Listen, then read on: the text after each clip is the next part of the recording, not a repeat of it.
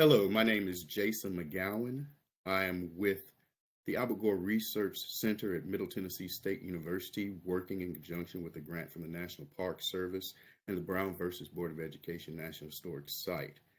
Um, we are doing a Brown versus Board of Education oral history project, and today is July the 2nd, 2024. It is 12:55 p.m. and I'm speaking to Dr. Clayton Brice via their story, a virtual platform. Right. Now, thank you very much, Dr. Brice, for allowing me the time to talk with you today. I really appreciate it. First of all, do I have your permission to record our conversation? Yes, you do. Thank you. And just know that any question that I ask, of course, you have the right to refuse to answer any question I may ask, or if you need to pause for a moment to get clarification, just let me know and we can do so. Okay. Great. All right. Any questions for me before we begin? None. Thank you. All right. First of all, if you could tell us and spell your name, please. Clayton, Leonard, Brice, And where are you located right now? Phoenix, Arizona. And where are you from originally? Topeka, Kansas. Topeka, Kansas. And could you tell us the year of your birth? 1937. Thank you. September 27th, 1937. Thank you. Now, growing up in Topeka, Kansas, tell me a little bit, what were your mother and father's name? My dad is Clayton Franklin Brice. My mother is Josephine Annabelle King Brice. Let's start with your mother. Tell me a little bit about her. She was very pleasant, very defensive of me because I was her first child. She was 18 when I was born, and she just graduated from Topeka High School. And her parents were very religious, and in fact, her great-grandfather built the St. John AME Church. You say your grandfather built My great-great-grandfather built St. John AME Church in Topeka. Wow. So you have some history in your family. Tell me a little bit about your father. My dad was raised he started off in Topeka, and then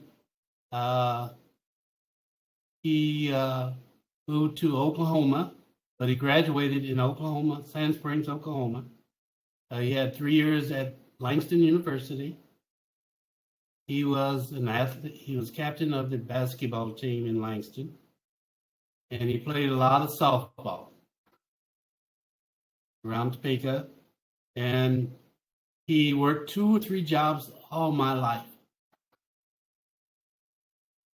And when you talk to me, I think you're talking to Clayton Franklin. What were some of the jobs that you remember him working? He was on the fire department during World War II for about 4 years. And he was hired because some of the firemen went to the war, so they hired Clayton, my dad. And he stayed there until they came back from the war, and then he was too old to get on the fire department. So he ended up and returned at Kansas Treatment Center at Topeka, which is the building right across the street from Topeka High School. He was a janitor, and he's in charge of all the shipping there, and he was the maintenance man too. So he had about 3 positions there, kept him very busy. I should say. And what's your mother? What type of work did she do? She didn't start working until I was in high school. She raised her children. And but then she worked at treatment at State Hospital Mental Institution. and she worked for children mental institutions in the state. I think that's where I ended up counseling people because of her. And I understand that you kind of took after your father as well, because I understand you were a firefighter for a while too, correct? Years, from 1960 to 65, and I quit because when I was hired, it was an all-black fire station. So there was a lot of seniority there, and I couldn't get promoted. So I'm kind of impatient. So I quit. Sorry I did, but I did. What were your memorable experiences while you were fighting fires? Okay, in 1960, I was hired, and I was 21 years old. And I was sent to the number 3 fire station, which was all black. And I knew all the firemen because my dad used to work there, all the old ones and the new ones.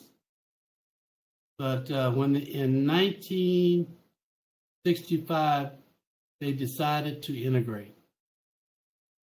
So they took 2 blacks out of the fire station and sent us to different stations around the city. And the reason they did that, because we could share the same bed. Because they didn't want us sleeping with where the white people sleep, or the white people sleeping with where we were. And for a while, after integration, I just for a while, like, go in and watch them shoot pool, and they would get up and go to another part of the station. And this went on for about 6 months, and I decided to confront them. And they said, well, we want to know how many white women you had. I said, I'm married to a black woman and had black kids. That's all you need to know. And I said, one of these days, see, when I was with the black firemen, they trained me to take a sponge and carry it in my pocket, coat pocket. And when I go to a smoky fire, you wet that sponge and stick it in your mouth. You don't need all those big packs, heavy packs to breathe, as long as you got that wet sponge in your mouth. And those only last 5 or 10 minutes. So I told him, I said, one of these days, you're going to need me to pull you out of a fire, and I'm going to walk away from your ass. Use my language. And from then on, they gave me my respect. All right, good for you, good for you. Now, I want to go back a little bit and just talk about your life growing up. Tell me about the neighborhood you grew up in. I lived right around the school corner from Monroe School for the first 8 years of my life, and at 1420 Quincy. And that's why I went to Monroe. And then after Dad got fired from the fire department, I moved to Narc, Topeka. And both of those places were all blacks. So I keep telling people that it used to be a neighborhood that raised us children. And if I was next door or down the street and said something or did something wrong, those parents had permission from my parents to whip my butt and keep me in line. So I loved the way I was brought up. We played games out in the street, like baseball, football. All the black kids, we gathered and I could walk to Monroe, but at McKinley, which I went to and graduated from, I had to ride the bus to there, and I'd go by 2 white schools to get to McKinley on the bus. So, and then when I graduated in the 6th grade from McKinley, I went to Curtis Junior High, which was integrated.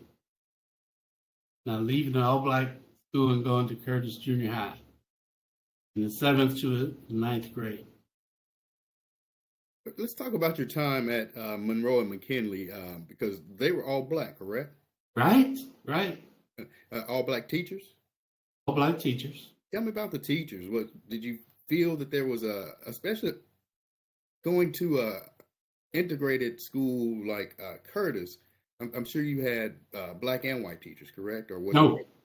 all white.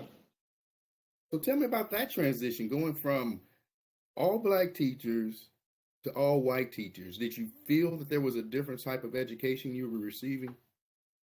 I felt that I was behind because at Curtis and Monroe, we would get the books that the white schools got rid of. So, and until I went to the 70th anniversary, I thought that the only ones that had educations, well, when they integrated in 54, only 30% of the black teachers got hired.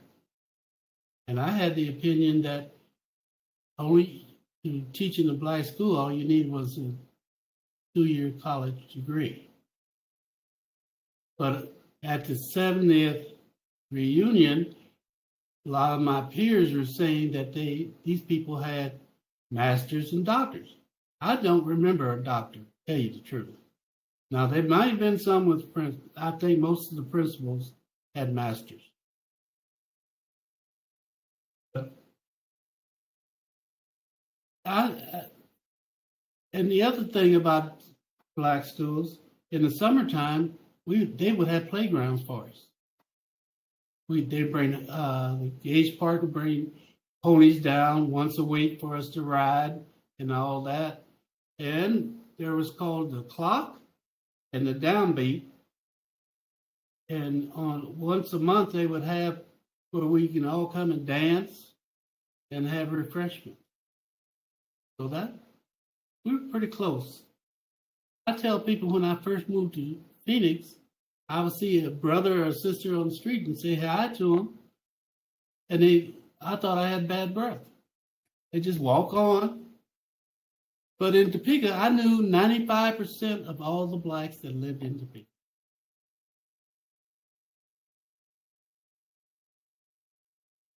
I want to go back to something you said, if I may. You said that when you were in elementary school, you all got the used books. Yes, from the white schools. White schools. So, what did that look like? How old were they? Were they ragged? Tell me the condition. I tell you, they were all marked up, and they were in bad shape. And we weren't allowed to take none of those books home to study. Now, one thing, when I was in the 5th grade at McKinley, I was held back a year. And the teacher's name was Ethel Wim. She was the principal, and she taught the 5th and 6th grade. And she had a meeting with my parents and told my mother and father that I was too dumb to get out of the 8th grade. So she held me back. And at first it hurt. But the older I got, I think I started kindergarten ahead of time. So that gave me time to grow and to get stronger mentally. That 1 year that she held me back. And you know what? After I got my master's, I had to look her up and let her know that I got a master's degree. I don't blame you on that one at all. I don't blame you. And then I found out after, with this wife I'm married to now, he said, you know, you were dyslexic.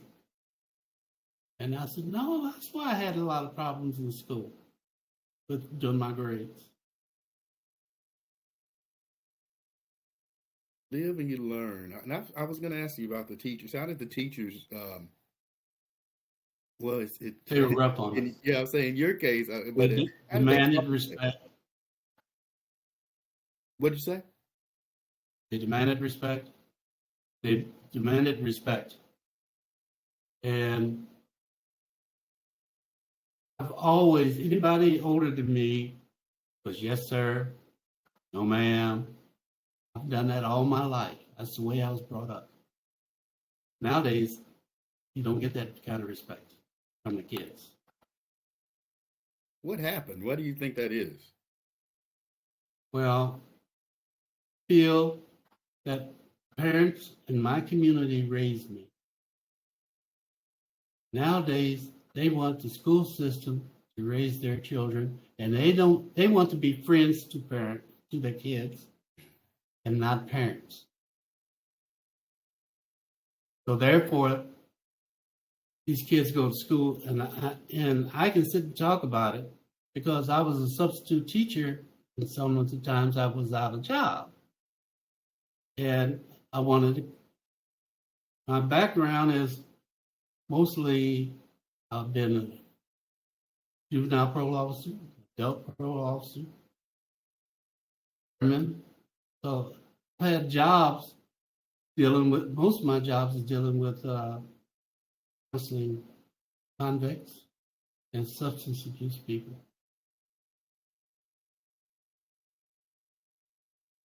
I tell them now,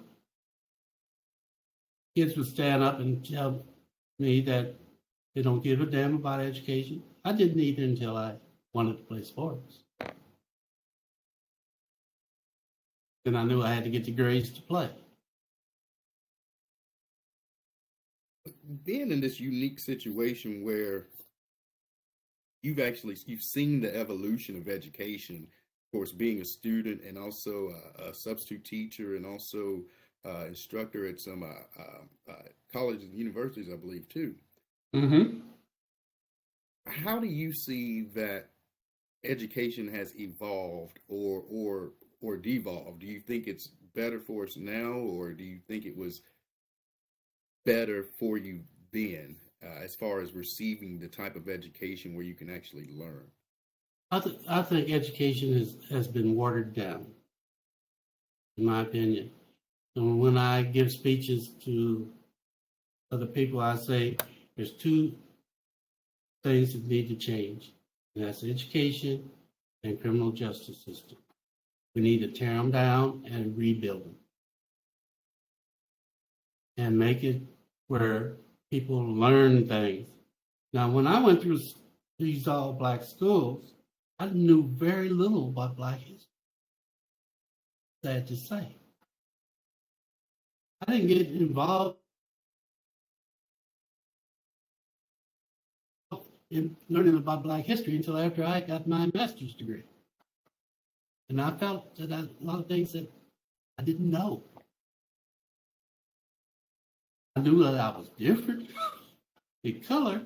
And you know, to tell you the truth, going to an all-black school,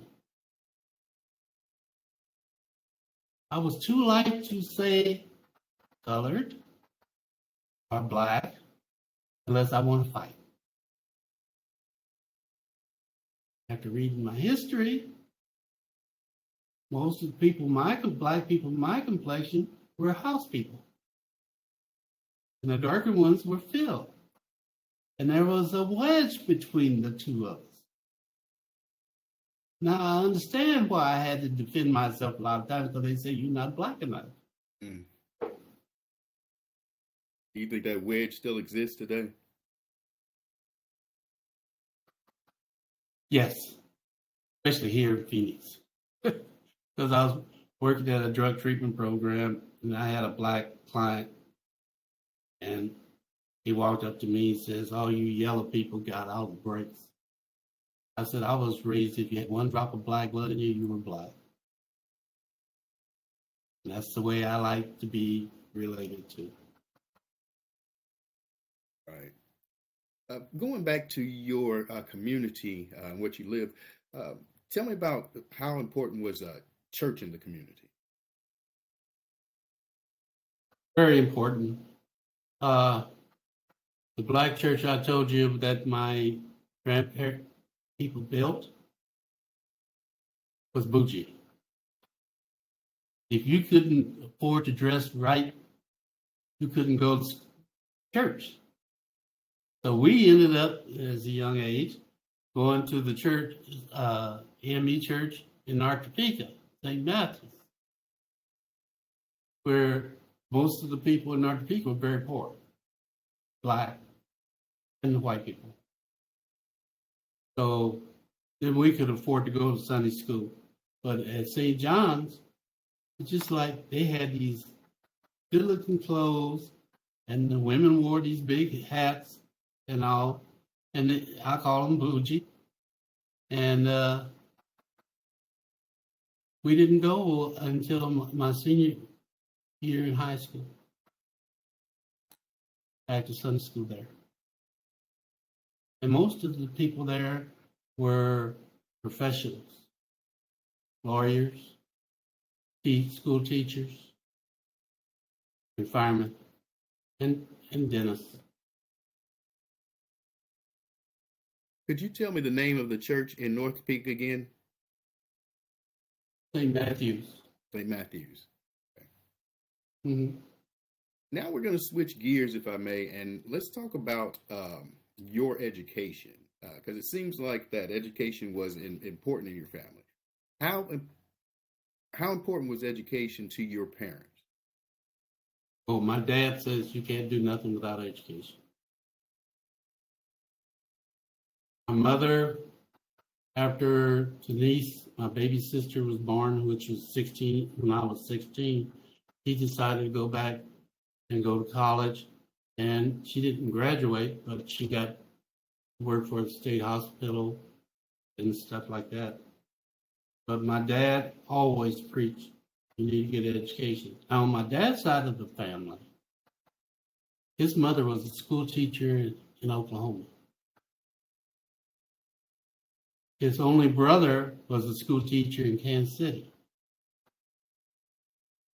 And I think my dad was rough on me because I interfered with his education because he had 3 years of college.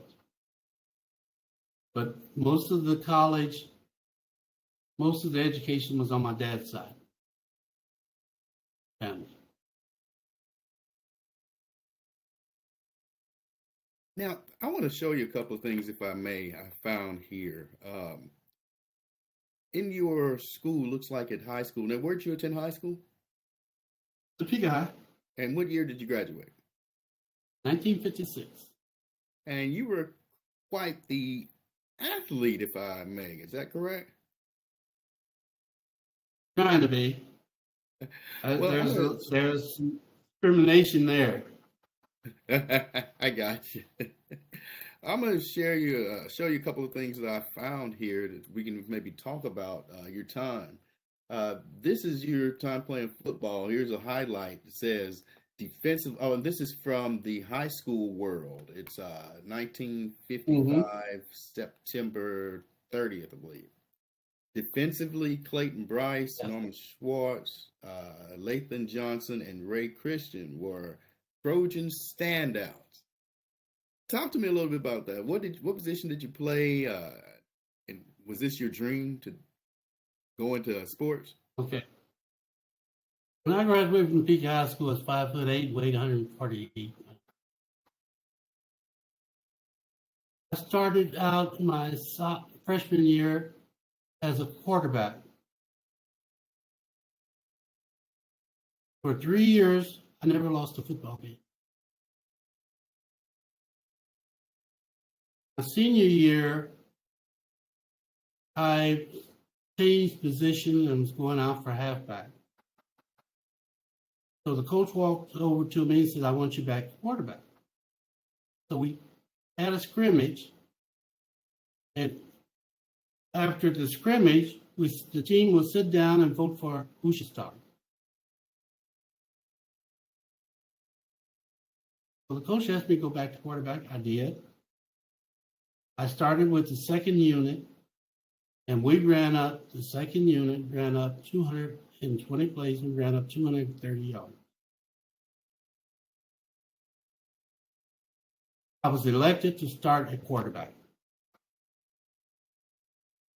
So the day of my first game against Highland Park, I was in printing class. I got called down to the principal's office, dean of boys, head football coach, principal of the school.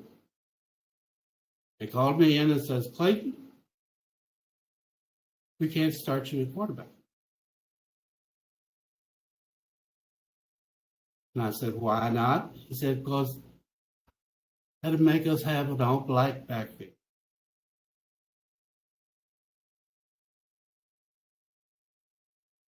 But before you leave, we want you to be our defensive captain and call all the defense.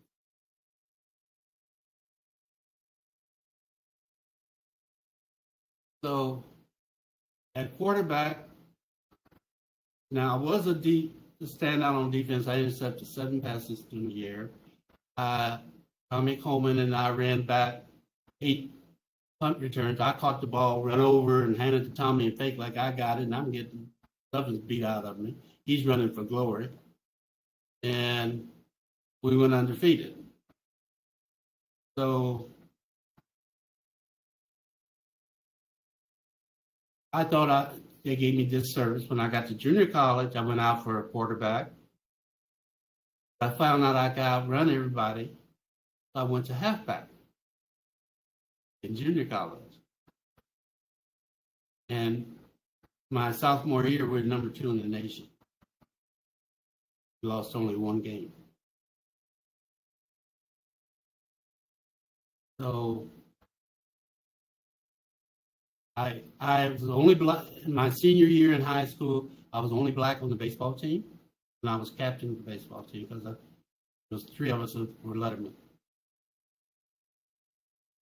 So I'm kind of used to being the only one. Yeah, I'm gonna show you something else because I found something with it's about baseball here for you on you too. Like this one it's from the High School World 1956, May 11th. Up here, this one is your baseball team went to state, right? We didn't go to the state. We didn't have any pitching that year. My junior year, we had a kid on a team that signed with the Dodgers and played with Colfax and pitched with Colfax in Drysdale. Named Larry Miller. Well, here it says Gene Bailey and Clayton Brice led the Trojan hitters with 245. Yep. I ended up playing second base, and then they moved me to the outfield because I passed. And Jim Bailey and I both played the outfield. Just to round it out, here's something for basketball. Clayton Brice, who paced the Virginians to the championship, was runner-up in the voting. Brice carried an 11.7 average. That's intramural.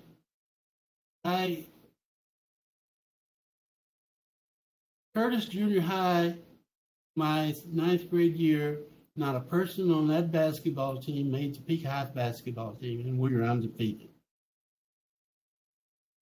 So I had to play intramural, and I played AAU basketball through high school. Stay busy. Yeah, you did. Did you have a favorite sport? I mean, it looks like you did them all well, but was there a favorite that you wanted to just go professionally in? Or? Baseball and football are probably my 2 favorite sports.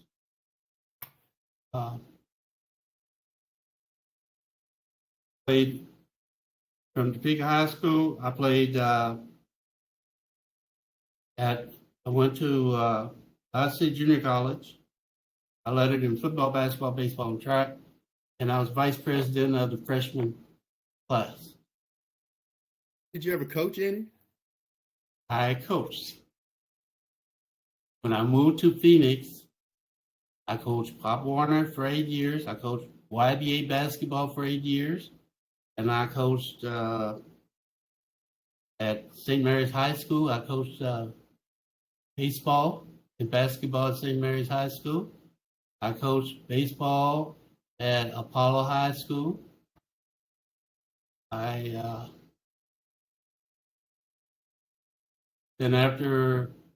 Before I moved here, I played a lot of fast pitch softball with all black teams until I was bat boy for Morrell Packing and they were the first black team to win the state softball tournament. Then my sophomore year, I started playing fast pitch softball in Topeka. I played with Jackson was my coach. All the black athletes came back home for the summer, and we played on this team. And then Marling Hornets was the best all black team that won about 5 state titles. They asked me to go to the state and play and start as shortstop for them, and we won.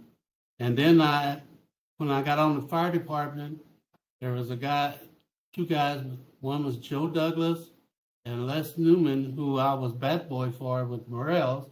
They were playing for a white team and called Van T. Chivy, and we won 3 state titles. And I started at second base for them. So, quite the athletic career. Wow. Kudos to you. Kudos to you. Then I played some football. Yeah, that's what I'm talking about. Let me ask you if I may. Kansas City Buffalo. You saying Buffalo? I played for the Kansas City Buffalo semi-pro football team. See, what was that experience like? Oh, that was lovely. It was all black. And I was working for Hercules at the time. And I was living in Kansas City. And the kid I played went to Dodge City. He asked me to come out for the team, and I did. And then when I went to California, I played for the Patriots there, semi-pro football. And one of the kids, my fullback on the second string team in high school, was out there too. So. Wow. If I may, I want to go back to your time in high school sports, because my understanding, now were the teams you played on, they were all integrated teams? Yes. Not to 1953. See, now what happened at Topeka High School, blacks were only allowed in sports, was only allowed to participate in track. Until 1951. The first black to make the basketball team was Bill Peterson, who was on the fire department, and I was on the fire. He was the first black. And then they had an all-black basketball team called the Ramblers. And they were damn good, I hear. But I didn't get to play for them. Wished I had. What kind of stories did you hear about? Was about the Ramblers? Yes. They were most of the Ramblers were great athletes. Very few that I know of went to college. Now, when I was in high school and I was thinking about going to college, my counselor told me that most of the black kids need to go to trade school. And the only scholarship I got was from Dodge City Junior College and Langston and Lincoln. Those are all black colleges because I was a quarterback. And where'd you end up going? I ended up going to Dodge City for a year and a half. Then I got married. And then I moved back home and I started horseman. I was playing fast pitch, and I started playing the all-white team. Starting quarterback for Washington was there, and the All-American halfback was there. Don Lettrell and Larry Elliott was playing for our all-white team. And my coach told them I was going to go to Dodge City, and Don Lettrell, who was the All-American halfback, says he won't make the team. When I went out and Washington was getting ready to start, Don Lettrell quit because he wasn't going to be starter because Clayton Brice was starting in front of him. I average 8.5 yards per carry. That is awesome. Uh, Now, you had a lot of success in your athletic path.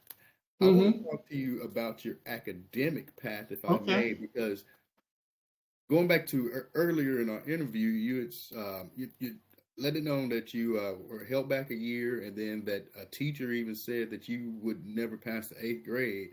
And now, here we are calling you Dr. Clayton Brice. Uh, Mm-hmm.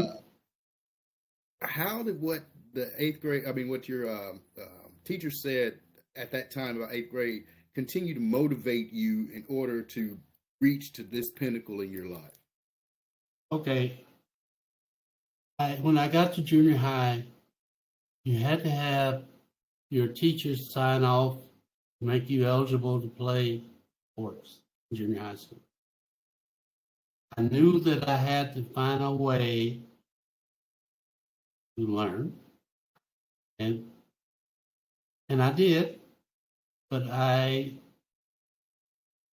then one thing that I helped me was music. Go on. It's, at McKinley, they taught me how to play violin, and my mother and father got me on piano lessons.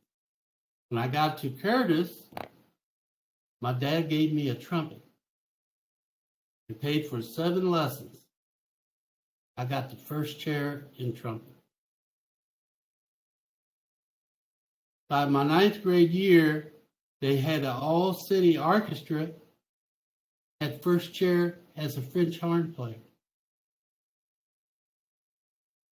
Get to Topeka High School, they says you can't play in the band if you're going to play sports. Guess what? Didn't play no more trumpet.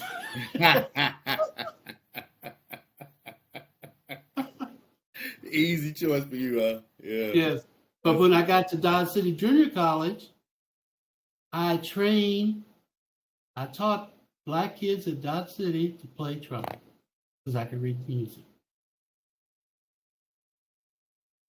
And last year, my wife gave me a trumpet because I hadn't had a trumpet. I gave my trumpet away in high school, and I hadn't had a trumpet. And she went out and bought me one. I picked it up twice. One of these days, I'm gonna get to it before I die. Amen. So now in high school, you're in high school and you're doing well in classes. I take it. How were your classes? Tell me about them. They were rough, but I passed. And I was doing it just to stay eligible, play sports. I didn't take it seriously until I flunked out of Washburn twice. Hmm. Since I flunked out of, after I flunked out of Washburn twice, I finally found out how I learned. And I learned that if I take real notes and put it in my handwriting, like a computer, it was stuck in my brain. I had to wait till I flunked out of Washburn twice to do that. And then I made the Dean's Honor Roll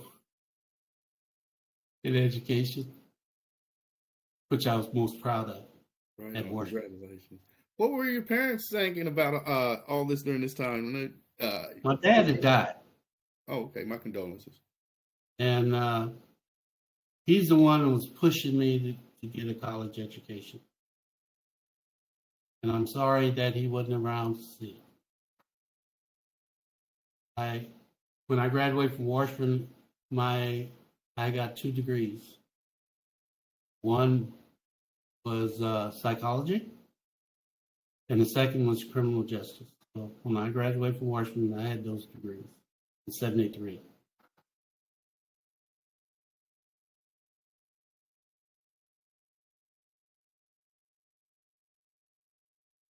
How did your mother and what she did through life, especially at the mental institution, how do you think that led your decision in your choice of careers? My mom was very supportive of all her children, and there were 7 of us. I'm the oldest. The oldest and the youngest got degrees.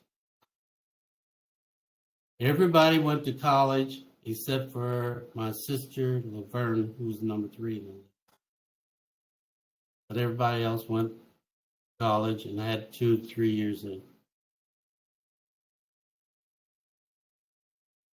So my mother was very supportive of all of us.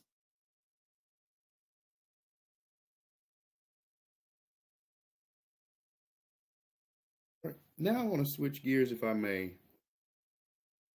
Very touching words about your mother. I can tell that she had a huge impact on you. Blessings. But I do want to switch gears. Okay.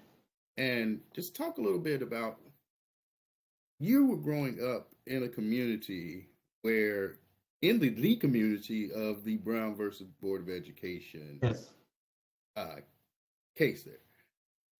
And you were right in high school, I think, right when all this was going on, or going junior high and high school. Yeah, I was just starting my sophomore year at Topeka High in 54. How aware were you of what was going on around you with this litigation? You want to know something? My mother's oldest brother, Leon King, was vice president of the NAACP at that time. Okay. Okay. So I was aware. Yeah, you were in it, really. Yes. And all the people, the Browns, all Scales, and all those people, when I went back there and went through Monroe's files, I knew all the people there.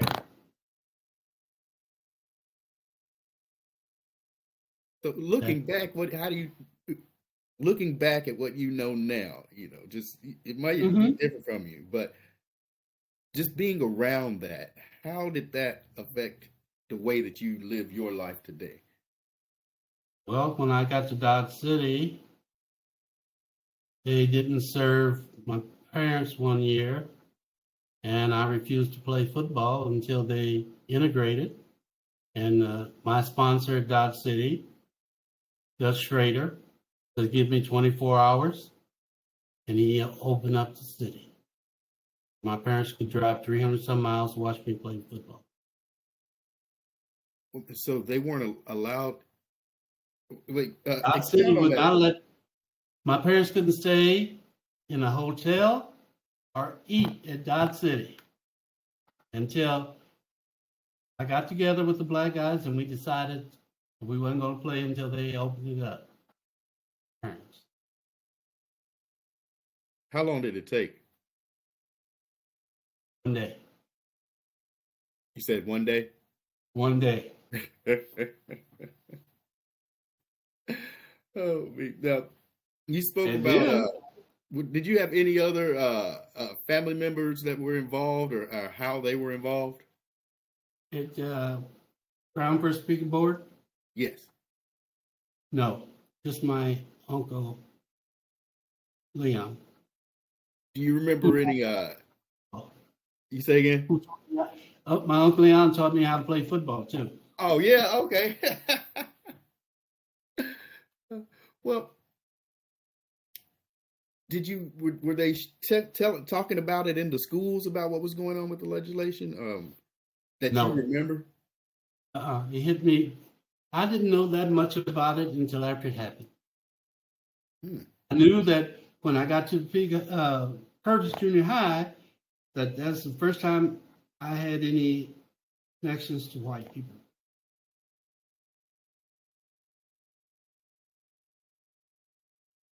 Now, when I left Dodge and I went to join Washburn, I participated in marches in the 60s. I was on the fire department. I told them I wasn't going to shoot holes on black folks if they were marching. But they never called us in to do that. Thank goodness. Thank goodness. And then when I moved to moved here to Phoenix, I was here about 6 months and I was elected president of the Phoenix Black Coalition. I had a march on the state capitol because they wasn't hiring black folks. When I first moved here in 73, 74, blacks could not own property north of McDowell.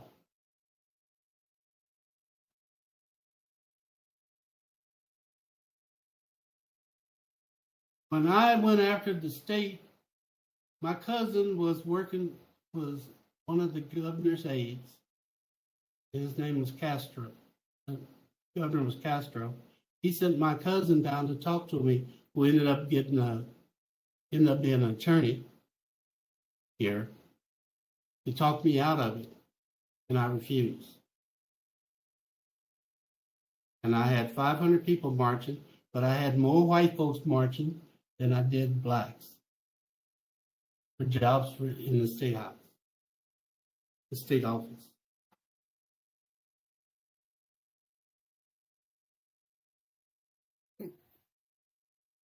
We're approaching 70 years from Brown versus Board of Education. We're approaching 250 years of the United States. Yes. What direction do you think we're headed in?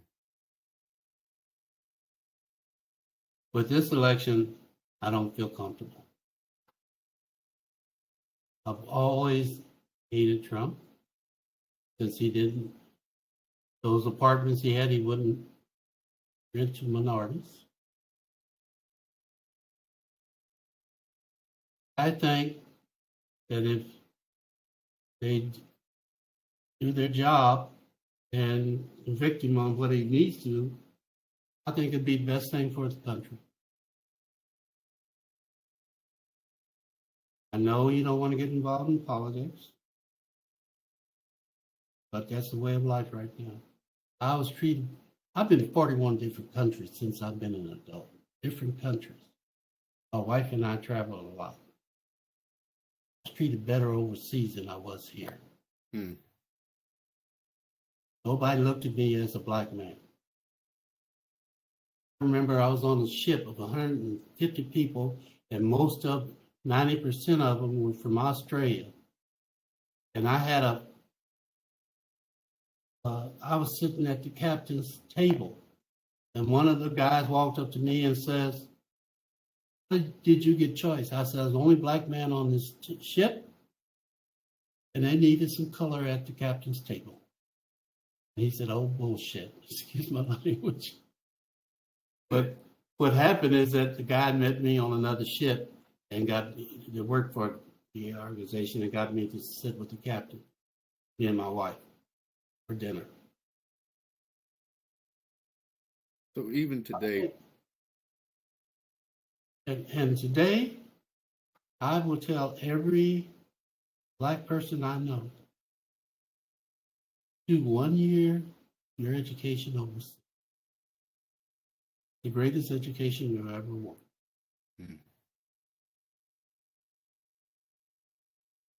And you're treated like a human being. Amen. Oh, I like that. Another question for you, if I may. Now, of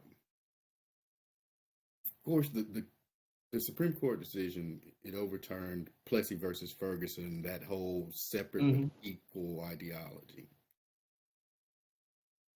in the schools. Yes. Do you think, we may have touched on this, but now given it perspective, how do you think education is faring since that decision? I believe that more of my people have gotten college educations because of that. we have found a way to get those educations.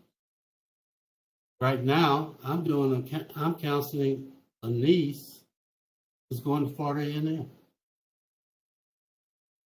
Her parents raised her.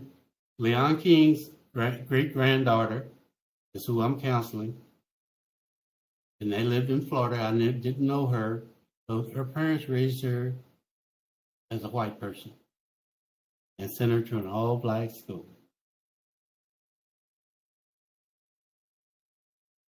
She had to do some adjustment. I think the most blacks in her class was around 3 or 4 in Florida. And now she's at this all-black school. Her first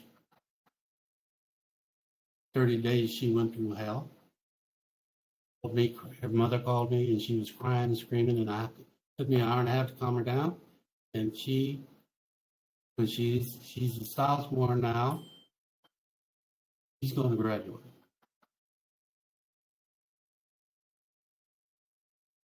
And I want to get a master's in doctorate. Now, you never asked me this. I had 3 children. I'm sorry, could you repeat 2 that? by my first marriage. I had 3 children. Okay. I had 2 by my first wife, 1 by my second wife. My first 2 died because the mother moved them to California. They ended up being druggies, and they died. I got 1 lived in Topeka from my second wife. He has a master's degree, and he teaches school. So my specialty in counseling is with substance abuse. And I won't do it individually. I will do it with the family because that's what I wrote my dissertation on. My dissertation had to be 55,000 words.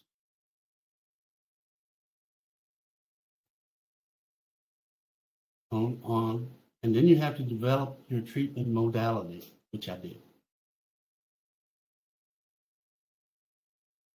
Another thing I have not mentioned was I started the first halfway house for convicts in Topeka, Kansas. Talk on that. I was an adult probation officer.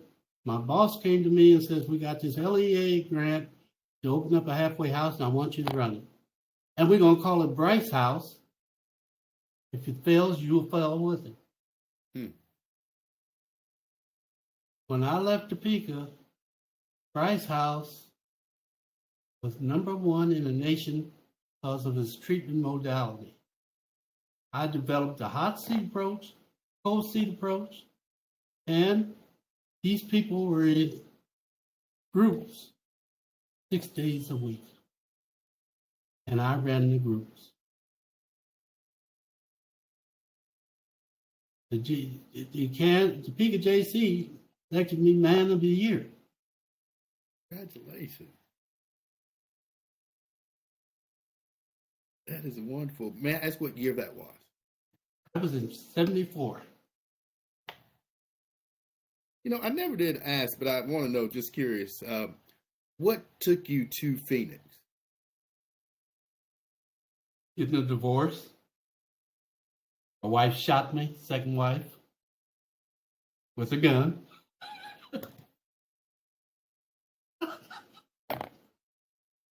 I'm only laughing because you laugh. It is. Okay. And that's why I moved to Phoenix. And it was an attorney here, white attorney here that I worked with in Topeka, who lived here, and told me I told him I was thinking about either going to Seattle here and Cincinnati. And he talked me into coming here. I did. Well, you've done a lot of good things since you've been there. A couple more questions, then we're going to close it out with just few housekeeping details, but we are doing this with the National Park Service. And Mhm. so I do want to ask, what role do you feel that the National Park Service, specifically the Brown versus Board of Education National Historic Site, what role should they play in sharing these stories of people like yourself? I think that I sent them my curriculum each time.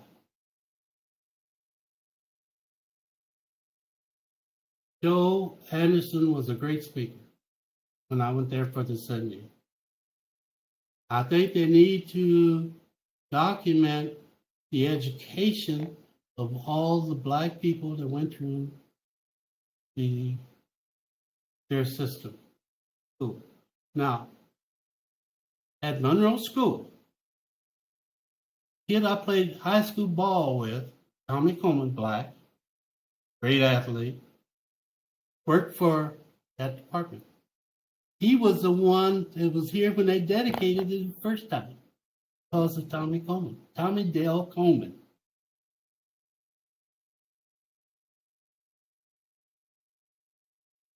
And I think that they need to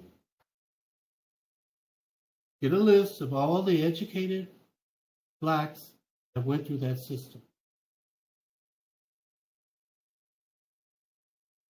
Now, I have a list of people I know that went through, and nobody has brought their name to.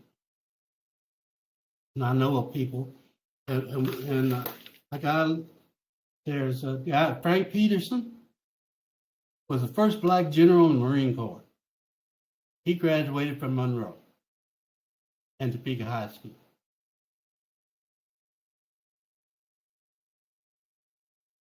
There's a Slaughter guy that just died. He went through that system. He had a PhD, and he was a big professor in California. Brice Sawyer, my cousin, was the first Black president in 5 different junior colleges across the nation. She has a PhD. We graduated from high school together. And her last name is Jones. She's living in Texas.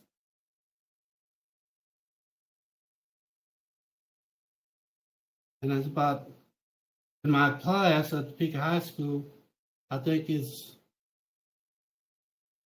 Ada.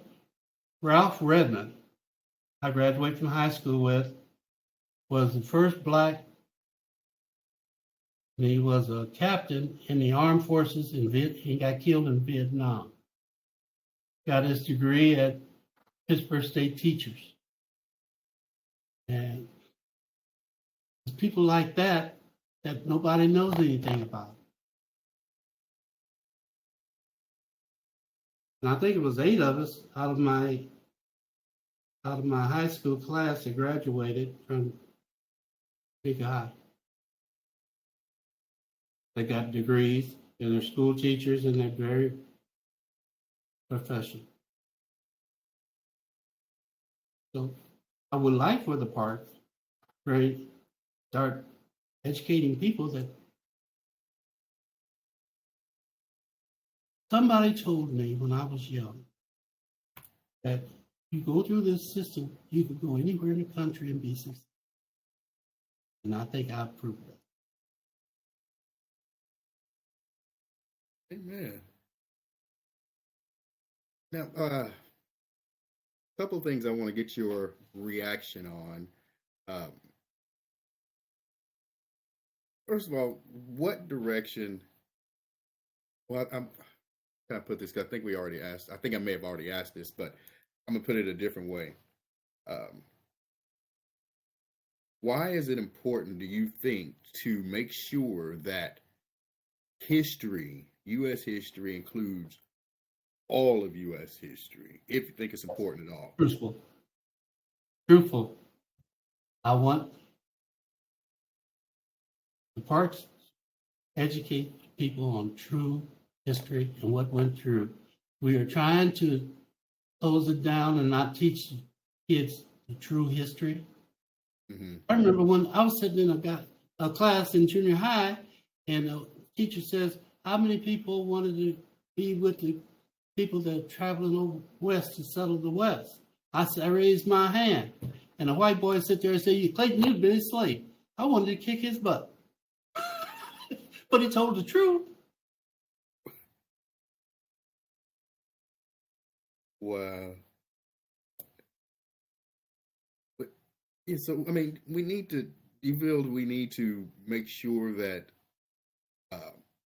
I hate terming it Black history, but that's what the term is. And right Yes, now, people, it seems like they're trying to powers that be are trying to etch out Black history. that's Uh, right. do you Like they see that didn't have same thing? slavery. Like they didn't have slavery. Everybody says, "How are your eyes blue?" I said, most black people got brown eyes. That ought to tell you something.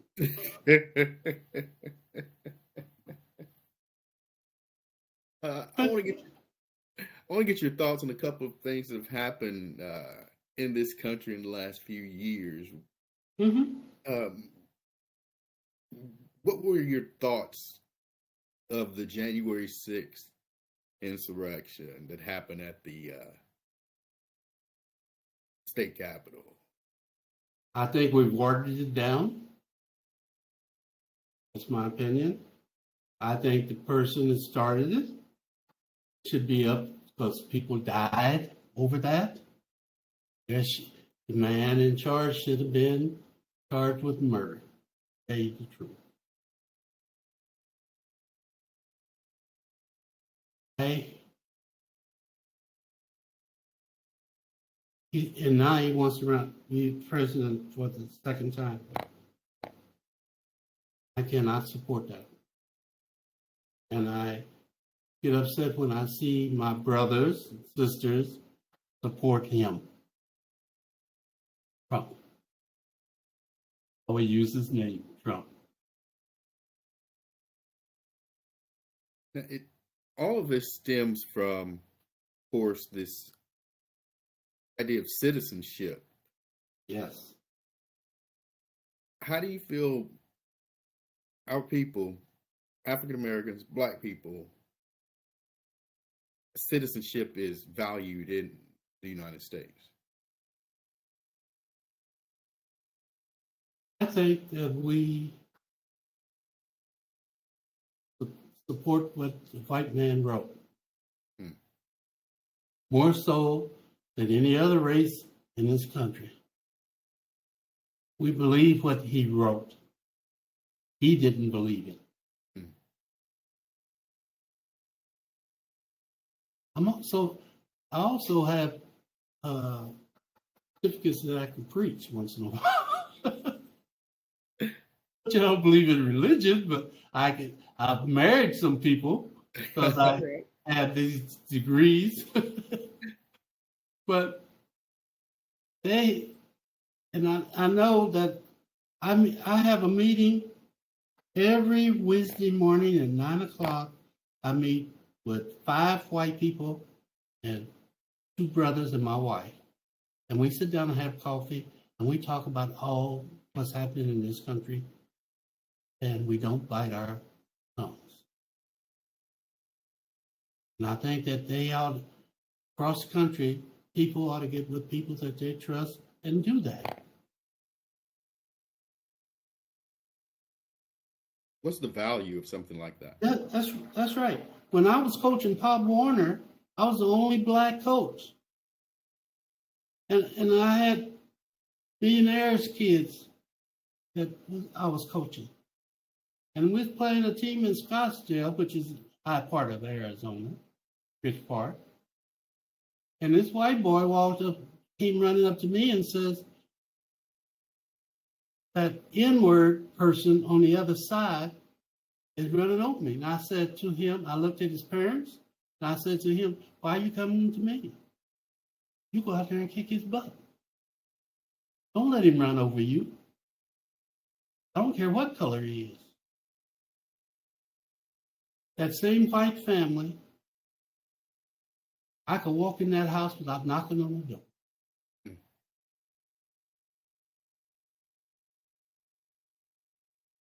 and they were one of the richest people here in Phoenix, Arizona.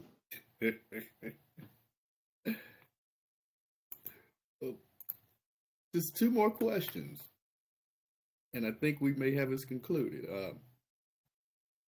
First of all, is there anything that you wanted to talk about that we didn't touch on?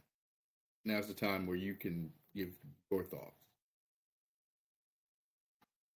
I think that we, as adults, have let our youngsters down.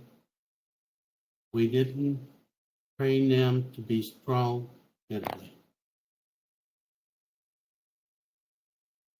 We as Black folks don't like working with the man on our mental issues. And we need to start doing that. We're getting enough Black people in therapy to do that professionally. And if we can't trust ourselves, then we can't trust nobody.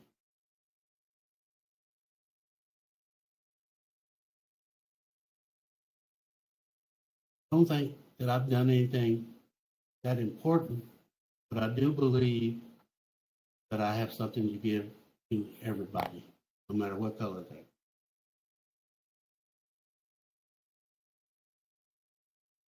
And I know this won't be our last conversation, will it, Jason? No, not at all. You already know that. Not at all. Not at all. We have so much. But lastly, I did want to ask now, if there's something that you wanted people to remember from our interview, somebody who may be watching and listening to this, years, eons down the road, what do you want them to remember about our talk today? I want them to remember that people can't change you, you change you. And if you got something to give, share it. Got something to give, share it. I think that's the perfect place to end our interview, unless you had anything else that you wanted to add. No, that's me. All right. Well, Dr. Clayton Brice, thank you so much for you just taking the time out of your day to talk with me and being so transparent about your life. Again, my name is Jason McGowan. Today is July the 2nd, 2024, and we'll be concluding this interview at 2:03 p.m.